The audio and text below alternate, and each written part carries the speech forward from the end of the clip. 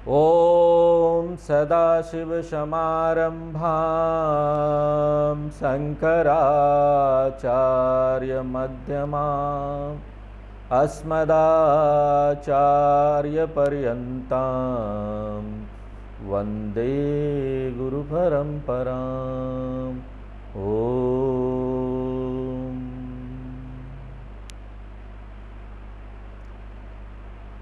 इस अध्याय के पहले 11 श्लोक में विभूति योग कृष्ण भगवान ने भगवान की जो विलक्षण प्रकृति है, जिसके कारण से भगवान यहाँ निमित्त कारण बन जाते हैं पूरी सृष्टि का, और मुख्य रूप से उपादान कारण भी बन जाते हैं सृष्टि का। और क्योंकि भगवान इस पूरी सृष्टि का निमित्त कारण है, और हम इस बात को जान लेते हैं इससे कि ये जो कारण है वो चेतन तत्व है, क्योंकि जो ये निमित्त कारण है उसमें बुद्धिमता होनी चाहिए, क्योंकि उसको कुछ बनाना है, वो एक जिंदा चीज होनी चाहिए, तभी तो वो कुछ बना सकता है, बुद्धि से सोच सकता है।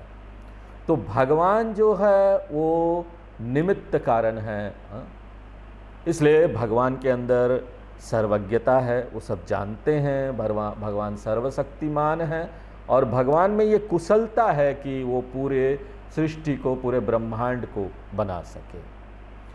तो उनमें सर्वज्ञतम है, उनमें सर्वशक्तिमत्वम है, उसमें चेतनत्वम है, और यही हमको प्रकट की गई।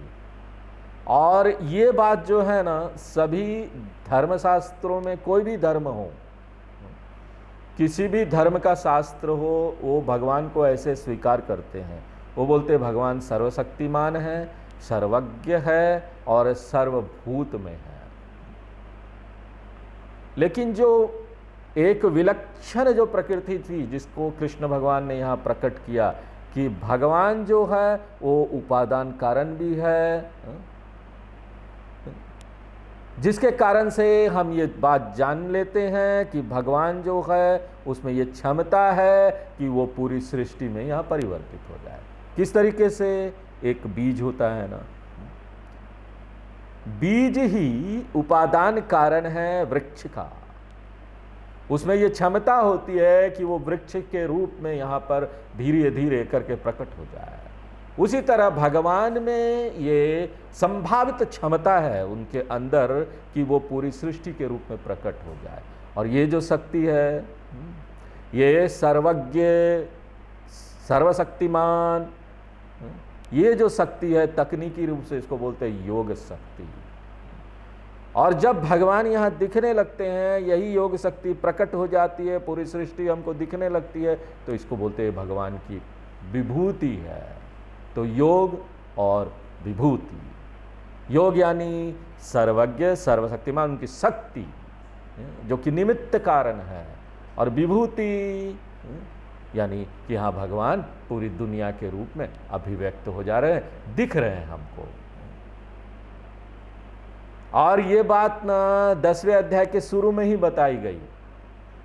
उसके बाद कृष्ण भगवान ने बताया कि इस कारण से एक व्यक्ति को अलग से कोई प्रयास नहीं करना पड़ता है भगवान को देखने के लिए, क्योंकि एक बार हम समझ जाते हैं ना कि एकमात्र ये भगवान ही तो पूरी सृष्टि के रूप में प्रकट हो जा रहे हैं। पूरी सृष्टि में जहाँ पर सब कुछ है वो भगवान की तो अभिव्यक्ति है, इसलिए हम यहाँ पर जो भी देख रहे हैं वो भगवान ही देख रहे हैं। हम वहाँ पर चूड़ी देख रहे हैं तो हम क्या देख रहे हैं? सोना देख रहे हैं, स्वर्ण दर्शन कर रहे हैं। जब हम यहाँ पर चैन देख रहे हैं तो क्या देख रहे हैं? स्वर्ण दर्शन कर रहे हैं। जब हम अंगूठी देख रहे हैं हाथ का, तो हम क्या देख रहे हैं? स्वर्ण दर्शन कर रहे हैं। क्योंकि स्वर्ण क्या है? इन तीनों चीजों का उपादान कारण है। और इसी सिद्धांत को पूरी दुनिया में लागू कर दीजिए तो भगवान गोल्ड है, स्वर्ण, और उन स्वर्ण से सब कुछ यहाँ पर बन गया है। हम यहाँ पर अनुभव करते हैं आकाश का, अग्नि का, वायु का, जल का, पृथ्वी का। इसका क्या अर्थ है? हम ईश्वर का ही तो अनुभव कर रहे हैं, ईश्वर का ही तो दर्शन कर रहे हैं। हम यहाँ आकाश देख रहे हैं, ईश्वर का दर्शन कर रहे हैं। हम यहाँ वायु का अनुभव कर रहे हैं, अग्नि का कर रहे हैं। सर्वदा, सर्वत्र, सर्वदा, हर समय, सर्वत्र, हर जगह सतत हम ईश्वर का दर्शन कर रहे हैं। और जब हम इस सत्य को जान लेते हैं तो हम ये पता कर लेते हैं कि ईश्वर जो है ना वही तत्व है सृष्टि के पीछे का। और ऐसी समझ रखना ईश्वर के बारे में कि वो पूरी सृष्टि बन गया है, पूरा दुनिया वही है, इसको क्या बोलते हैं? हम विराट का दर्शन कर रहे हैं, विराट दर्शन कर रहे हैं, विश्व रूप का दर्शन कर रहे हैं। और ये विश्व रूप दर्शन योग आगे का अध्याय का नाम है, 11वें अध्याय में, उसमें हम देखेंगे और विस्तार से। और कृष्ण भगवान ने ये विश्व रूप दर्शन 7वें अध्याय में भी बताया था, 9वें अध्याय में भी बताया था, 10वें अध्याय में भी बताया। और कृष्ण भगवान ने ये संकेत दिया कि जो ऐसा विराट भक्त है उसके लिए मंदिर की जरूरत नहीं है अपने अंदर भक्ति का आह्वान करने के लिए। क्यों? क्योंकि उसके लिए तो हर जगह मंदिर है। मंदिर का डेफिनेशन क्या है, उसका परिभाषा क्या है? मंदिर का परिभाषा ये है कि जहां भगवान है, जहां भगवान है वो मंदिर है। और क्योंकि भगवान तो हर जगह है तो हर एक जगह मंदिर है।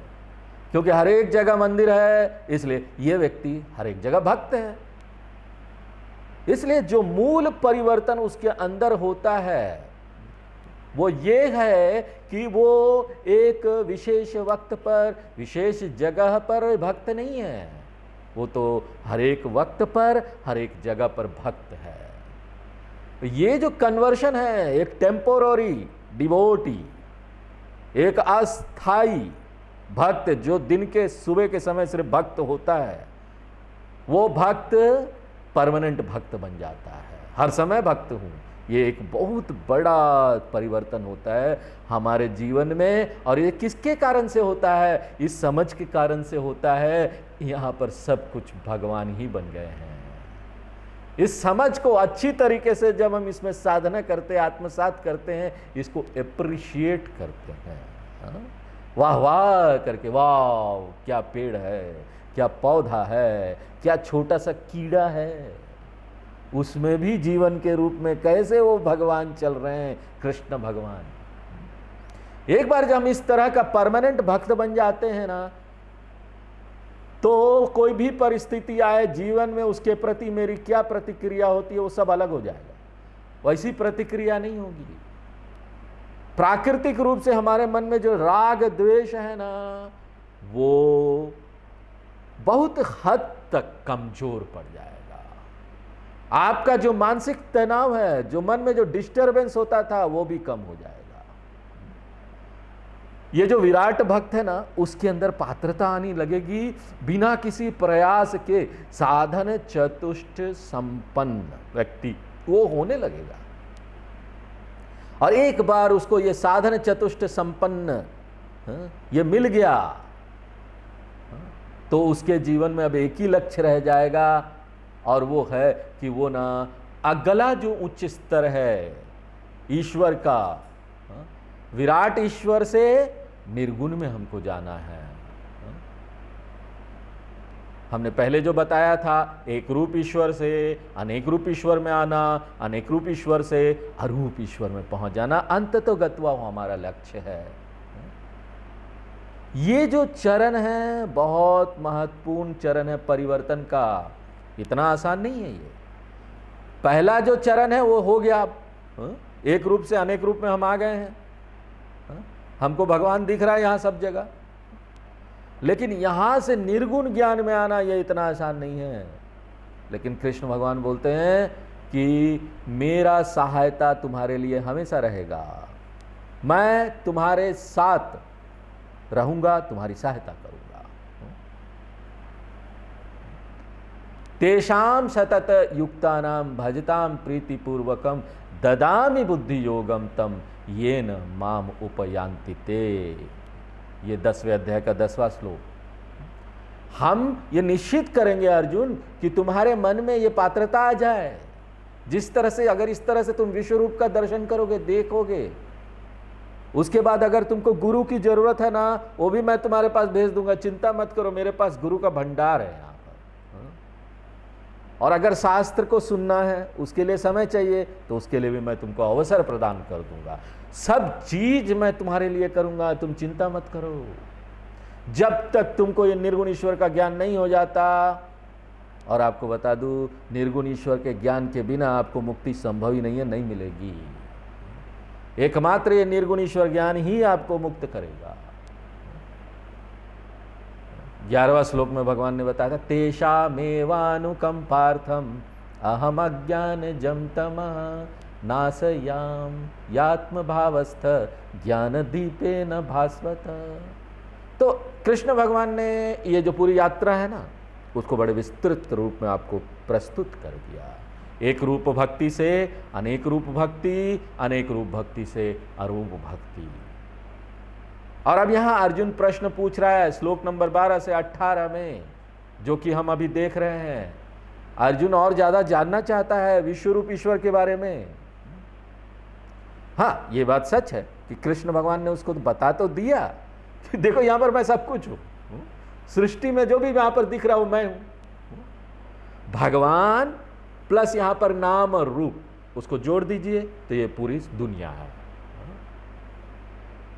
ये पूरी दुनिया हो गई। लेकिन फिर भी देखिए, सृष्टि में यहां पर कुछ ऐसी चीज है ना जो हमको बड़ी आकर्षित करती है, हमको बड़ा अच्छा लगता है, ये चीज बहुत आकर्षित करता है। तो इस तरह से ईश्वर का ऐसा कोई आकर्षित करने वाला चीज है। जानवरों के बीच में ऐसा कोई जानवर है जो बहुत मुझे आकर्षित करता है। कीड़ों के बीच में ऐसा कोई कीड़ा है। अगर आप यहां पर हाथियों को देखेंगे ना, वो भी युवा हाथी को देखिए, बच्चा हाथी, आप ना उसको देखते ही रहेंगे, देखना नहीं छोड़ेंगे, इतना सुंदर लगता है। लेकिन वहीं पर आप कॉकरोच को देखेंगे तो आपको आकर्षित नहीं लगेगा, आप उसको देखना नहीं चाहेंगे, जब तक कि आप कॉकरोच के बारे में जानते नहीं, उसके ऊपर रिसर्च नहीं कर रहे हैं। आपको पता है कॉकरोच बड़ा अद्भुत चीज है, बड़ा अद्भुत वो कीड़ा है, महान है। क्यों? वो मनुष्य से पहले भी इस संसार में आया, हमसे पहले वो था कॉकरोच। ये जो विकास की सीढ़ी है कि आदमी बाद में आए, मनुष्य पहले कॉकरोच। एक बहुत बड़ा विस्फोट हुआ और यहां पर पूरा संसार अगर नष्ट हो जाएगा ना, तब भी कॉकरोच नहीं मरेंगे, कॉकरोच जिंदा रहेंगे। ये वैज्ञानिक बोलते हैं, हम नहीं बोल रहे, उन्होंने रिसर्च किया। उनमें जिंदा रहने की अदम्य शक्ति है। सोचिए, यह भी भगवान की महानता है। लेकिन मनुष्य का मन ना ये सोचने के लिए थोड़ा उसको कठिन लगता है। इसलिए अर्जुन जानना चाहता है कॉकरोच नहीं, वो जानना चाहता है छोटा हाथी का बच्चा, वो जानना चाहता है। देखिए वो सुअर का बच्चा ना बड़ा सुंदर लगता है, देखते रहेंगे आप, छोटे छोटे बच्चे होते हैं बड़े, देखते रहेंगे, आकर्षित करता है ना। सुंदर चीजें आकर्षित करती है इस संसार में। ऐसी सुंदर चीजों का लिस्ट हम खुद ही बना सकते हैं। कोई भी फूल है ना, वो फूल जो आपको पसंद है वो आपको आकर्षित करता है, और वो आपके लिए क्या हो गया, ये भगवान है। चलो गुलाब का फूल, मुझे गुलाब का फूल में भगवान देख लीजिए। दूसरे और फूल भी है, वो भी भगवान है। उसी तरीके से यहां पर कई सारे जानवर है ना, उनमें से आप एक ले लीजिए। यहां पर कई सारे पेड़ है ना, उनमें से एक आप ले लीजिए। यहां कई सारे मनुष्य है, उनमें से एक आप ले लीजिए। यहां पर खिलाड़ी लोग हैं, बड़े बड़े खिलाड़ी, बड़ा अच्छा। देखिए बच्चों के लिए तो वो भगवान हो जाते हैं, सचिन तेंदुलकर भगवान हो जाते हैं वो लोग। कपिल देव, धोनी, विराट कोहली भगवान होते हैं, वो बचपन से उनकी तरह बैट चलाते हो। टीचर, कई छोटे बच्चे होते हैं, उनके लिए टीचर भगवान होते हैं। स्कूल जाते हैं ना, माँ बाप की बात नहीं सुनेंगे, वो बोलेंगे नहीं नहीं तुम गलत बोल रहे हो, मेरे टीचर ने तो ये बोला है, वही ठीक है। तो इस तरह से ना आप अपना एक लिस्ट बना सकते हैं। यहां तक कि गीता का भी जो अध्याय है ना, उसमें भी कई लोगों को ये अध्याय पसंद है, कोई लोगों को नहीं पसंद है, आकर्षित करता है ना। मान लीजिए मैं आप लोगों से पूछूंगा कि आपको कौन सा अध्याय पसंद है, एक चिट डाल दीजिए, एक डब्बा रख दिया, उसमें आप लिख के डाल दीजिए। देखेंगे ना यहाँ पर जितने भी लोग हैं ना, उनके लिए ये बहुत कठिन प्रश्न है, लेकिन कोई ना कोई तो डालेगा ही, मुझे ये अध्याय पसंद है, किसी को 12वां अध्याय पसंद है गीता का, किसी को 10वां अध्याय पसंद है, हाँ? कोई बोलेगा 15वां अध्याय तो महान है, क्यों? खाना खाने के लिए। ये जो पुरुषोत्तम योग है ना, 15वां अध्याय, आप आश्रमों में जाएंगे ऋषिकेश हरिद्वार में, वहाँ पर क्या है, खाना खाने से पहले ये पूरे 15वां अध्याय का पाठ करते हैं। वहाँ पर पाठ करने के बाद ही खाना खाते हैं, भगवान को अर्पण करके। वो कई लोगों के लिए ना वो ऐसा बन गया 15वां अध्याय, उसका अर्थ तो जानते नहीं है, लेकिन खाना खाना है तो जल्दी जल्दी बोल लो, नहीं तो खाना नहीं मिलने वाला। हाँ? तो यहाँ पर देखिए कि इस पूरी सृष्टि में कितनी आकर्षित करने वाली चीज है, और उसका क्या उद्देश्य क्या है। अर्जुन बोलता है भगवान ये मेरे लिए ना आसान होगा। हाँ?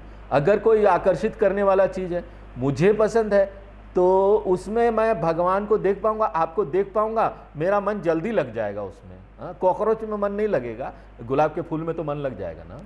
कोई बहुत आकर्षित सुंदर ब्यूटीफुल चीज है, सुंदर चीज है, महान चीज है, वंडरफुल चीज है। क्यों? क्योंकि मन की प्रकृति होती है। मन ना वैसी ही चीजों में लगेगा जो ना आपको आकर्षित करता है। और ऐसी चीजों को आप ले लीजिए, भगवान का प्रतीक है। भगवान तो सब कुछ है ना, वो तो बात है, वो हम जानते हैं, लेकिन आप क्या सब कुछ पर कर सकते हैं ध्यान? एक साथ सब कुछ पर ध्यान कर रहे हैं, ऐसा नहीं कर सकते। हमारी मन की सीमा है, एक बार में हम एक चीज के बारे में सोच सकते हैं एक समय पर।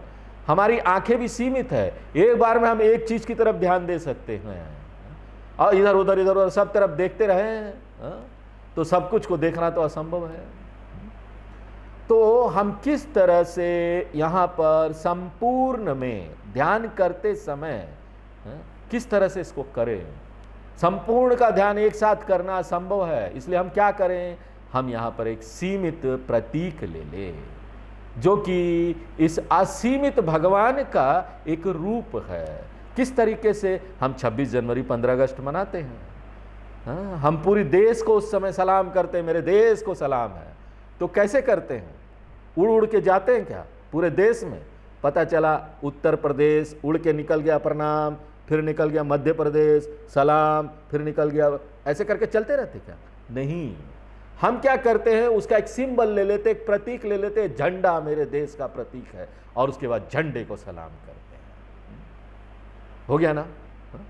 अगर हम पूरे देश में घूमते रहेंगे ऐसे हाथ करके सलाम करने के लिए, तो मेरा हाथ ना जब हम यहां आएंगे तो ऐसे ही रह जाएगा, अटक जाएगा, संभव ही नहीं है। भारत माता का हम फोटो रख लेते हैं या झंडा रख लेते हैं और उसको हम सैल्यूट करते हैं। इसलिए आपको यहां पर एक ना प्रतीक चाहिए जिसमें आप भगवान को देख सके, वो भी कोई आकर्षित करने वाला प्रतीक, वो आपके लिए प्रतीक बन जाएगा। हम इसको बोलते हैं आलंबनम। और ये आलंबनम कहां आता है? उपनिषद में आता है, कठो उपनिषद में आता है, एतद आलंबनम श्रेष्ठम, एतद आलंबनम परम। आलंबनम यानी वो सीमित लेकिन ठोस प्रतीक, जो उस अठोस और उस असीमित नहीं दिखने वाले भगवान को भी हमको उसमें दिखा देता है। और ये जो आलंबनम है वो दो तरह का है, एक है प्रतिमा आलंबनम और दूसरा है प्रतीक आलंबनम। प्रतिमा आलंबनम यानी जो ना व्यक्ति के रूप में है, मनुष्य के रूप में, जहां पर सारे अंग आपको दिखाई देंगे। जैसे कि राम जी का फोटो है, सब अंग दिखाई देंगे, हाथ पांव, उनका धनुष, कृष्ण भगवान बांसुरी बजा रहे हैं, उनका हाथ पांव सिर सब कुछ है, आंखें हैं, क्लियरली स्पष्ट रूप से हम उनके अंगों को देख सकते हैं। व्यक्ति के रूप में उसको प्रस्तुत किया जाता है। एक व्यक्ति के रूप में प्रस्तुत करके हम उसको भगवान देखते हैं। ये वो भगवान है जो सब में व्याप्त है, और ये सर्वत्र व्याप्त भगवान कोई निजी रूप नहीं हो सकता, लेकिन फिर भी आप उसको इस तरह से प्रस्तुत करते हैं। जब आप ऐसा पसंद करते हैं ना, इसको बोलते हैं ये प्रतिमा है। कृष्ण भगवान की प्रतिमा, शंकर भगवान की प्रतिमा, देवी माँ की प्रतिमा, लेकिन जब आप ऐसा प्रतीक का उपयोग करते हैं जो मनुष्य नहीं है, जानवर नहीं है, उनका कोई अंग वगैरह नहीं है, जैसे कि शालिग्राम पत्थर होता है ना, गोल, शालिग्राम की पूजा की जाती है, आपको पता है ना, तो उसका हाथ है ना पांव है, कुछ भी नहीं है, लेकिन फिर भी उसी शालिग्राम पत्थर को रखकर पूजा घर में लोग पूजते हैं। शालिग्राम क्या बन जाएगा? प्रतीकालंबनम। उसी तरह से शिवलिंग है, शिवलिंग में देखिए कुछ भी है, उसका अंग नहीं है, कोई भी हाथ पांव कुछ नहीं है, तो वो क्या हो गया? प्रतीकालंबनम हो गया। उसी तरीके से आप हल्दी पाउडर ले लीजिए, हल्दी, घर में हल्दी होता है सबका, उसको पानी डाल के एक गोल लंप बना लीजिए, उसका गोल गूंथ लीजिए और उसको बोल दीजिए, रख दीजिए पूजा घर में, बोल दीजिए ये है गणेश भगवान, विघ्नेश्वर। तो ये क्या हो गया? प्रतीक आलंबनम। और कभी कभी हम ना दीपक का लो रखकर दीपक की पूजा करते हैं, आप वो दीपक के लो को प्रतीक ले लेते हैं, उसमें कोई हाथ पांव तो है नहीं भगवान का, इसको बोलते प्रतीक आलंबनम। तो आप इस सृष्टि में कुछ भी चीज चुन लीजिए, चाहे प्रतिमा ले लीजिए, चाहे प्रतीक ले लीजिए आलंबनम। हम मनुष्य को भी ले सकते हैं, हा? अगर हम किसी से बहुत जुड़े हुए हैं, हमको बड़ा आसक्ति है, हमको वो बहुत पसंद है, उसके बिना हमारा जीवन ही नहीं चलता, तुम चले जाते हो, मुझे अच्छा नहीं लगता, हा? बहुत महान है, आपको बहुत महान दिख रहा है, आप उसको ले लीजिए, उसकी पूजा कीजिए। लेकिन अच्छा होगा ना, आप सामने वाले व्यक्ति को ये मत बताइए कि हम आपकी पूजा कर रहे हैं। क्यों? अगर आप उसको बता देंगे ना, वो तो सिर पर चढ़ जाएगा, पहाड़ पर, हा? उसका अहंकार यहां पर पहुंच जाएगा, अच्छा मेरी पूजा हो रही है, मैं इतना अच्छा हूं। तो इस तरह से ना आप सामने वाले व्यक्ति को बर्बाद कर देंगे ये बोलकर, इसलिए उसको मत बताइए कि आप उसकी पूजा कर रहे हैं, चुपचाप कीजिए, क्योंकि उसके अंदर अहंकार आ जाएगा। लेकिन कई चीजें हैं जो हम बताते हैं, यहां पर हमारे शास्त्र भी बताते हैं, मातृदेवो भव, पितृदेवो भव, माँ देवता है, पिताजी भी भगवान है, गुरु भी भगवान है, गुरु देवता है, ज्ञानी भी भगवान है, साधु संत। तो कोई भी मनुष्य भी ना आलंबन हो सकता है, इसलिए अर्जुन चाहता है भगवान हमको आलंबन दे कोई, इसलिए वो बोलता है भगवान हे कृष्ण, अब यहाँ पर मैं खुद तो नहीं करना चाहता ये होमवर्क, मैं चाहता हूँ आप ही मुझे ये करके दे दीजिए। सामान्यतः ये होता है ना, बच्चे होते हैं गुरु के पास जाते हैं, स्कूल में भी खुद नहीं करते, टीचर उसको लिख के दे देते, कॉपी में लिख लो भैया, कम से कम कर तो लो, याद है, मैंने तुम्हारे लिए कर दिया, चलो। अर्जुन चाह रहा था भगवान उनके लिए कर दे। कथम विद्यामहम योगिम त्वाम सदा परिचिंतयन, केशु केशु च भावेषु चिंतयोसि भगवन मया। कीदृशु भावेषु आलंबनम भावेषु। भाव यहाँ क्या मतलब है? भाव कोई भी वस्तु जो कि मैं प्रतीक या आलंबनम के रूप में ले सकूं, वो मेरा सहारा बन जाए, मेरी सहायता करे। किस लिए? मेरा मन आप में लगाने के लिए भगवान, क्योंकि मन को एक सहारा चाहिए, एक ठोस सहारा चाहिए। एक जिसका कोई रूप नहीं है उसको देख पाना बड़ा कठिन होता है ना, कोई रूप ही नहीं है, हम कैसे देखेंगे? लेकिन कोई सहारा मिल जाता है, भगवान यहाँ रूप में है तो हम उसको देख पाते हैं। हमको एक ठोस चीज का सहारा मिल गया है, इसलिए वो आलंबनम है। और इसका लाभ क्या है? हाँ, फिर हम बता दे रहे हैं आपको, यहाँ पर मुक्ति सीधे सीधे नहीं मिलेगी ये करने से। ये उपासना है, ये उपासना जब आप करेंगे तो ये आपके मन का विस्तार करेगा। हम देखना सीखेंगे भगवान को हर जगह। जब हम यहाँ पर नदी देखते हैं, क्या करते हैं हम लोग? नदी देखते तो गंगा जी में जाते हैं लोग, भगवान मानते हैं गंगा जी को, लेकिन कितना गंदा करते हैं उसको। जाते हैं और उसमें ना सीधे सीधे ना थूकते हैं, पहले इतना खराब आदत हो गया लोगों का, थूक देंगे। गंगा जी ही क्या, कोई भी नदी देखते हैं तो थूक देते हैं। गंगा जी में जब थूक देते हैं तो दूसरा और नदी तो भगवान है ही नहीं उनके लिए। सीधे सीधे जाएंगे, थूक देंगे, फिर उसी में कूद के नहाएंगे, ऊपर से कूद जाएंगे। लेकिन जब हम ऐसा देखना शुरू करते हैं ना कि नदी भी भगवान है, तो हम ऐसा कभी भी नहीं करेंगे। ये हमारे जब मन में आ जाती है तो हमारे व्यवहार में झलकेगा। हम जाएंगे, पहले नमस्कार करेंगे गंगा जी को। वहां हम देखते साधु संत लोग पहले पांव तो डालते नहीं, उनको बड़ी संकोच होती गंगा जी में पांव डालने में भी। पहले नमस्कार करते हैं, फिर ऐसे घूमकर प्रदक्षिणा करते हैं, प्रार्थना करते हैं कि हे गंगा मैया, मजबूरी है, शरीर को नहाना है, इसलिए आपके अंदर घुस रहे हैं, हम पांव डाल रहे हैं, क्षमा कीजिए। ये जो परिवर्तन है हमारे मन में, इसके लिए हमको बहुत साधना करनी पड़ती है, आत्मसात करने के लिए। तो बड़ा आसान है, नदी में कूद जाओ जाके सीज नदी दिखा कि नहीं, चलो चलो नहाया ना, कूद गए।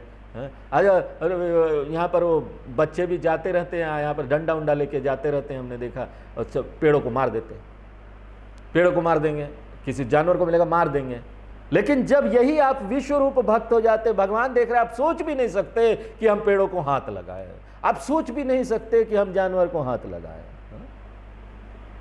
आपको यहाँ पर कोई खाने का चीज मिलता है बड़ा सुंदर, फट से का, हमारी आदत है फट से खा लिया तुरंत। लेकिन एक बार आप विश्वरूप भक्त हो जाते हैं, आप नहीं करेंगे, वहां भगवान याद आएंगे, दिखेगा भगवान है उसमें। ये परिवर्तन होता है। अर्जुन ये चाह रहा था, इसलिए भगवान की सहायता मांग रहा था वो, और कृष्ण भगवान अर्जुन की सहायता करने जा रहे हैं। तो चलिए 18 नंबर श्लोक अब हम लोग पढ़ते हैं। विस्तरेणात्मनो योगम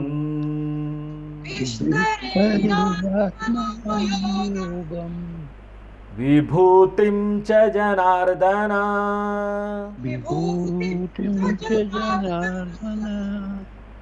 भूया कथय तृप्तिर्हि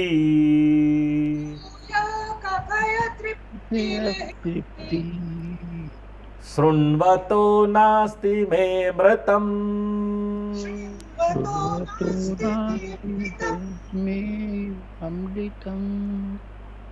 तो